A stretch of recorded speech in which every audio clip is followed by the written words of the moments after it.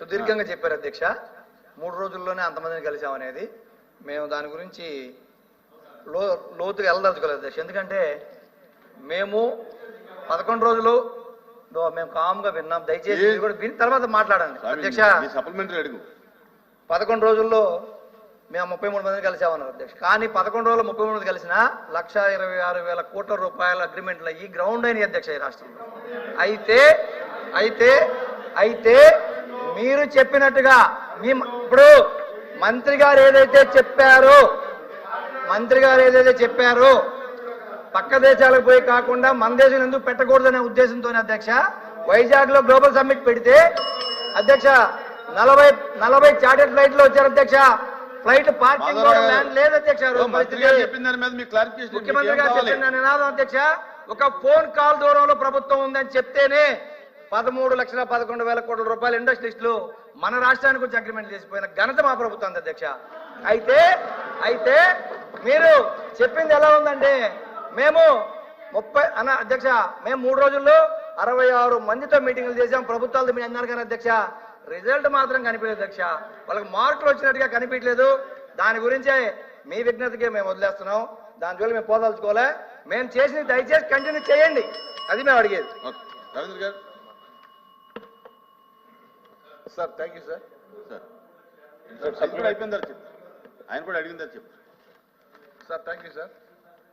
General observation sir, అంటే చాలా వరకు ఆయన అడిగారు, చాలా వరకు సార్ కూడా జవాబు చెప్పారు. జనరల్ అబ్జర్వేషన్ ఏంటంటే సార్ క్వశ్చన్ ఆన్సర్ చాలా ఇండిఫరెంట్ గా ఇస్తున్నారు సార్ ఆన్సర్స్. అంటే మరి కౌన్సిల్ అంటే చులకన నాకు తెలియదు కానీ ఫర్ ఎగ్జాంపుల్ సార్ మీరు రిప్లై చూడండి సార్ ఇంగ్లీష్ లో. The world economic forum is a global platform for leaders from public sector, corporate world, other institutions to deliberate upon global, regional, local challenges. It is not a forum for signing of investments related MOAs. Sir, forum ante platform rendu otte kada sir. ఇదేంటి sir ఇది ఇంత ఘోరమైన reply అంటే ఇంత negligence ఉంటే council sir. నేను ఇంకో observation sir, మీరు లోకేష్ గారు ఏమనుకోవచ్చు సార్. లోకేష్ గారు మేము అక్కడ ఉన్నప్పుడు ఈయన ఇక్కడ ఉండేవారు, చాలా హంబుల్ గా పద్ధతిగా చక్కగా ఉండేవారు సార్. ఇప్పుడు ఎవరు ఏ క్వశ్చన్ అడిగినా సరే ఆయన జవాబు చెప్తారు సార్. ఏ క్వశ్చన్ అడిగినా సరే ఇప్పుడు సార్ ఇప్పుడు కేశవ్ గారు మాట్లాడుతున్నారు సార్. క్లారిఫికేషన్ ఇవ్వాలి కదా. ఇవ్వండి అది అయిపోయింది. ఓకే ఒక్క నిమిషం అండి కూర్చోండి. నా పేరు ఎత్తినప్పుడు నేను మారుతాను. వచ్చేవారు నా పేరు ఎత్తినప్పుడు మారుతాను.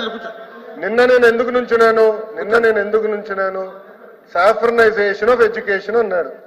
ఆ ఒక్క ఇష్యూపై నేను ఉంచిన లీడర్ ఆఫ్ అపోజిషన్ గారిని అడుగుతున్నా, ఏనాడైనా వేరే మెంబర్ సబ్జెక్ట్ నేను ఇన్వాల్వ్ అయ్యానా? ఈ సబ్జెక్ట్ నేను ఎక్కడ ఇన్వాల్వ్ అయ్యా స్వామి? కూర్చునున్నా, ఆయన ఏం చెప్పలేదు. కూర్చునున్నా, మీకు కంపట్లేదేమో, నేను కూర్చునున్నా స్వామి. మీరు అట్లా మాడితే ఎట్లా స్వామి?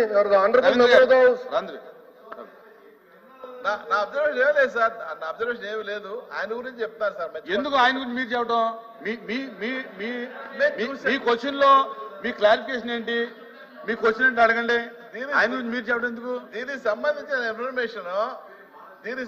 ఇన్ఫర్మేషన్ చాలా వక్రంగా చాలా రిడిక్యులస్ గా ఉంది సార్. రిప్లై ఇది రిటర్న్ రిప్లై ఇంగ్లీష్ లో చాలా రిడిక్యులస్ గా ఉంది. So I request the minister before tabling this, please go through these replies. Okay. Please go through this reply. Please. Mantri garu. Sir, సభ్యుడు నేను చెప్పినట్టు ఆవేదన తాపత్రయం అంతా కూడా ఏమీ రాలేదు అని ప్రపంచం అనుకుంటా ఉంది. కాదు మా సమయంలో ఏదో పెట్టుబడులు వచ్చినాయనేటువంటి భ్రమింపజేయాలనేటువంటి ప్రయత్నం చేశారు. They have to do it. దాన్ని నేను తప్పుపట్టను. ఒక ప్రతిపక్షంలో వాళ్ళ పార్టీ తరఫున చెప్పుకోవడానికి అందొచ్చిన ప్రతి అవకాశాన్ని కూడా ఉపయోగించుకునేటువంటి ప్రయత్నం చేస్తున్నారు. అయితే ఆ 12 లక్షల కోట్ల రూపాయల పెట్టుబడుల వివరాలు ఏదో కూడా స్టేట్మెంట్ మీరు సభకి ఇచ్చిండుంటే ఇదిగో ఇవి వచ్చాయనేటువంటిది, ఇన్ని ఉద్యోగాలు వచ్చాయి, ఇంత పెట్టుబడి వచ్చింది, ఇంత జిఎస్టీ వచ్చిందని చెప్పుంటే I would have also clapped అధ్యక్ష. ఎస్ థ్యాంక్స్, బ్రహ్మాండంగా చేశారు గతంలోనా అనేటువంటిది నేను కూడా అనేవాడిని. ఊరికే మనం ఏదో బయటకు చెప్పుకున్నట్టు ఏంటండి. ప్లీజ్ కూర్చోండి సార్. అగ్రిమెంట్ నేను అనేది ఏంటంటే సార్, నేను అన్నది sir ultimately sir it is a challenging process. ఒక కంపెనీని పెట్టుబడి తీసుకురావాలి ఈ కాంపిటేటివ్ వరల్డ్ అంటే it is a challenging process. Developed అయినటువంటి ప్లేసెస్ ఇవాళ దేశంలో బ్రహ్మాండంగా ఉన్నాయి. పూణే, ముంబై, లేకపోతే హైదరాబాద్, చెన్నై, బెంగళూరు.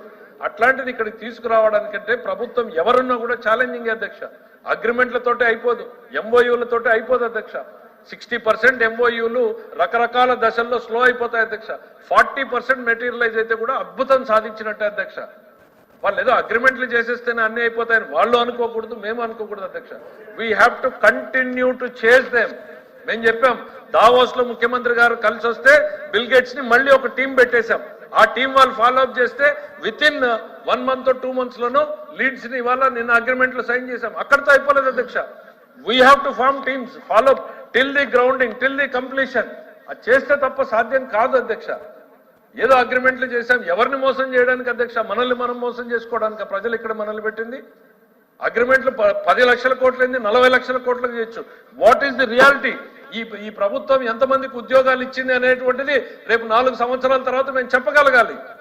వాళ్ళు ఈరోజు చెప్పగలుగుతున్నారా? మేము ఇంతమందికి ఇదిగో ఇన్ని పరిశ్రమలు పెట్టుబడి పెట్టాం, ఇన్ని ఉద్యోగాలు కల్పించామనేటువంటి చెప్పండి, సంతోషపడతాం మేము. ఇవాళ మేము తీసుకుంటున్నటువంటి ఛాలెంజ్ ఎంత పెట్టుబడులు తెస్తాం, ఎన్ని ఉద్యోగాలు కల్పిస్తాం అనేటువంటిది, ఎన్ని అగ్రిమెంట్ల సంతకం పెడతాం అనేటువంటిది కాదు అధ్యక్ష.